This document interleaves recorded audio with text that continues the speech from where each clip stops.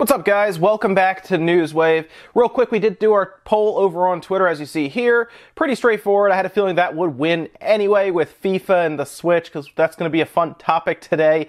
Also, we have the Pokemon Direct coming up. If you're watching this when this goes live at 8 a.m., you have 2 hours to get ready. I'll be streaming in about an hour and a half. Around 9:30, 9:40, I will have the stream going, and you can come by, get ready. It's only going to be an 8-minute video, but I'm sure there'll be a lot to talk about afterwards on stream, and then of course I will do a video summarizing it just in case you miss it and you just kind of want to tune in just to see what happened. So with that, guys, let's get started. And our first bit of news today, guys, comes from Target. There was an ad that was kind of leaked almost online early, and it does show a gold PS4 that is going to be for sale coming up starting June 11th. And it's going to have a really low price with a 1TB hard drive at $250. So if you're still kind of on the fence about a PS4, or maybe you have not invested in one, that's actually a really good deal with a 1TB drive included. It has, I guess, it's objective really, but it has a pretty nice looking gold finish to it. It's the slim model, so it should have the AC wireless.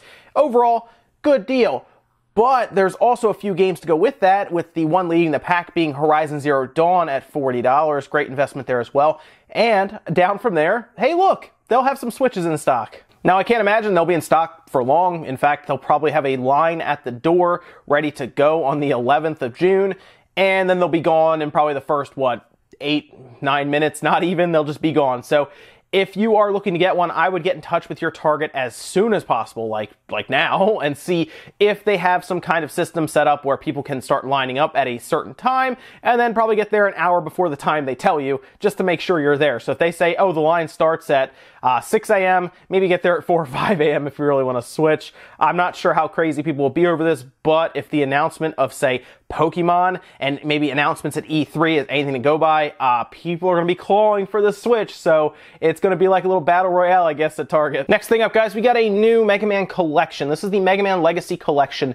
2.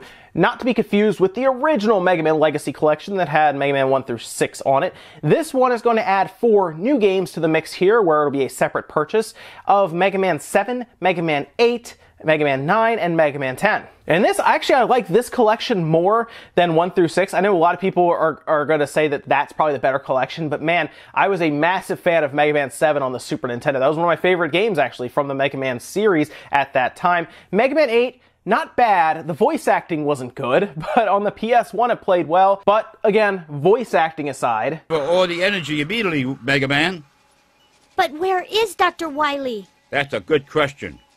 We may be able to locate another energy emission from the radar room. When we find that meteor, we'll find Dr. Wily. It should be pretty fun. Mega Man 9 and 10, of course, are more newer versions of Mega Man, which we saw, of course, in the last generation on the PS3, 360, and Wii. So it'll be nice to have everything kind of in one collection, but there's really only one problem right now with this collection. It's not on the Switch. At least it's not on the Switch yet. The announcement trailer says nothing about the Switch. It talks about, of course, PS4, Xbox One, and Steam, but somehow they do not have it coming to the Switch currently, which still baffles me. There are people who say, oh, maybe they just have the dev kits ready to go at the time for them to make it. To that, I say, we really don't think they could port this over to the Switch in a, I guess, a quick manner. You think that would really trip them up, how they're going to be, how do I get Mega Man 9 on the Switch? How is this going to happen?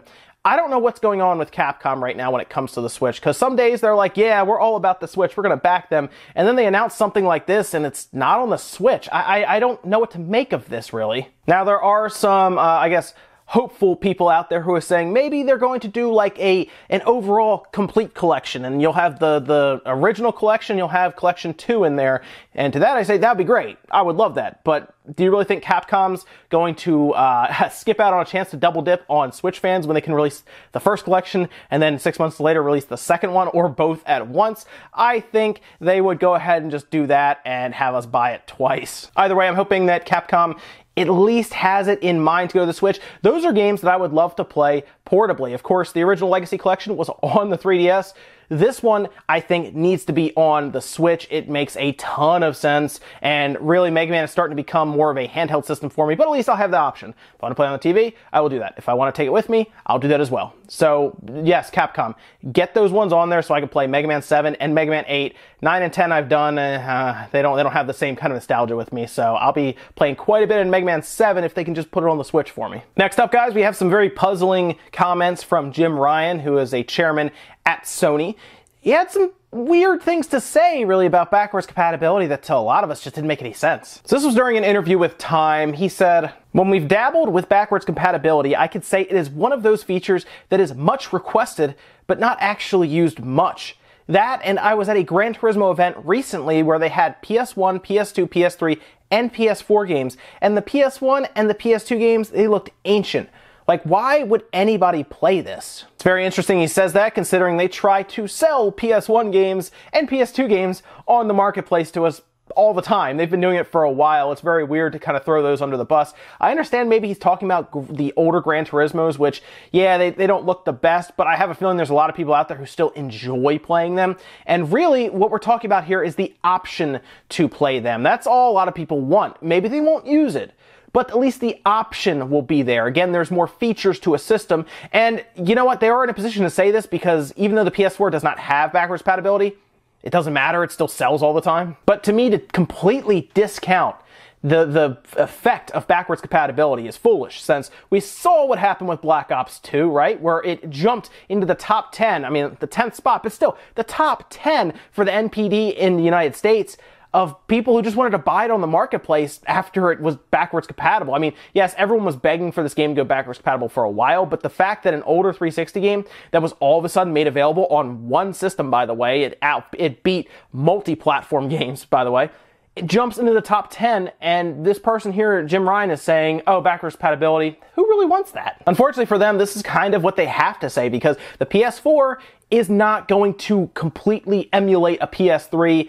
and give you that ability to pop a PS3 disc into the system. It's just not going to happen. The way the cell architecture is made up, Sony at this point has very much realized the mistake they have made. It's going to be a generation or two further before they can implement that. It really is that tough for a CPU that is as weak as the Jaguar processor to be able to emulate and do what the Cell processor did in like an emulation fashion. And I have to say, this is the one thing that Sony does not have right now, and that Microsoft does. I mean, Microsoft has like great backwards compatibility. I mean, they have over 300 games are backwards compatible now, and in this case, Sony is more interested in just, I guess, not doing it. Now, going forward, I have a feeling we will always be able to play PS4 games on the next generation, because honestly, guys, from here on out, it'll probably be more like, appear to be anyway, generational half steps, much like a video card comes out and we upgrade to there, because I just don't see any massive breakthroughs coming that are going to give us that next wow factor for the next generation. But yes, Jim Ryan is incorrect here. Backwards compatibility,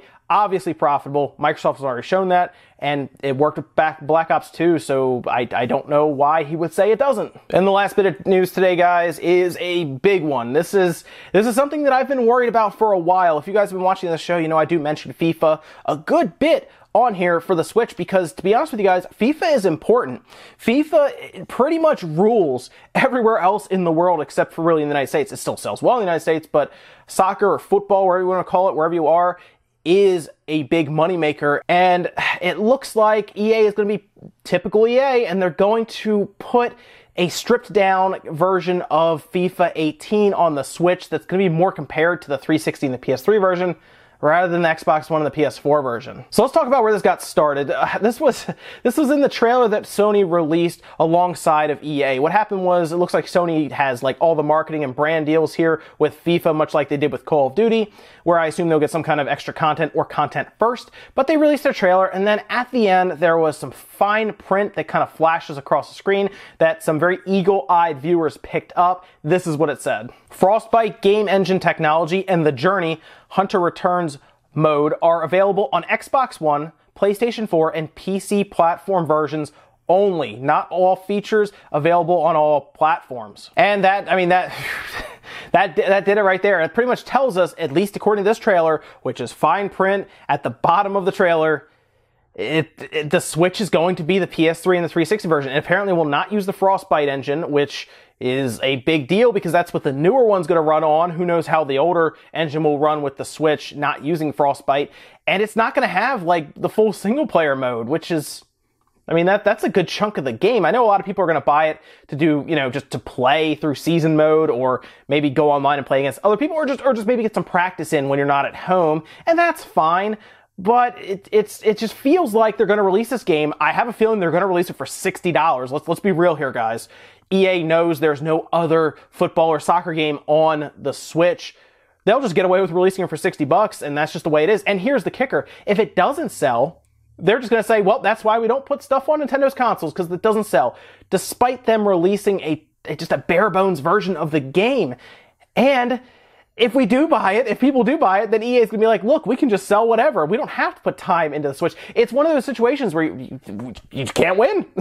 EA just decided to not make a full-fledged game, at least according to what we see here. Maybe they come out and surprise us EA Play, but now I'm getting the feeling that they are barely going to show us anything with the Switch with FIFA, and that'll be like one of those quiet releases down the road where we get to its release date, and they just kind of put it out with the other ones. And they have like the Xbox One and the PS4 version here, and the Switch version is kind of behind it somewhere as they kind of push that out to Walmart or Best Buy or online. We did at least get box art released that does show, yes, it's called FIFA 18. So we'll at least have that in parity with the other versions. Apparently not all the features, but at least have the same name, which to some people that might be enough to get a sale because they're like, oh, look, FIFA 18's on this version of the console as well, and then they get it and they realize, oh, it's not the same game.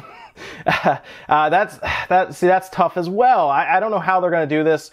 I'm hoping that there is something we're missing and they're just not putting anything down there in the fine print until after EA Play, but at this point, guys, I would not count on EA or FIFA showing up in force for this system right now. And that's it for Newswave today, guys. Make sure you comment, like, and subscribe. All that good stuff. Let me think about anything we talked about today, whether it is this FIFA disaster right now that's happening. Again, I'm going to give them a chance at EA Play, and if I don't see it, if I don't see anything that makes the Switch version look as good as the Xbox One or PS4 version, maybe not graphically, but at least feature-packed, there's a problem there because they're going to charge the same amount of money. And I'm not okay with that. That bothers me. Let me know what you think about Mega Man Legacy Collection 2. Are you excited for it? Do you wish it was coming to the Switch? Or are you more going to get it on Steam or PS4 or something? It doesn't really bother you. That's it for now, guys. I have to go watch the Pokemon Direct. I hope you guys will join me. It's going to be a lot of fun. I'll see you then.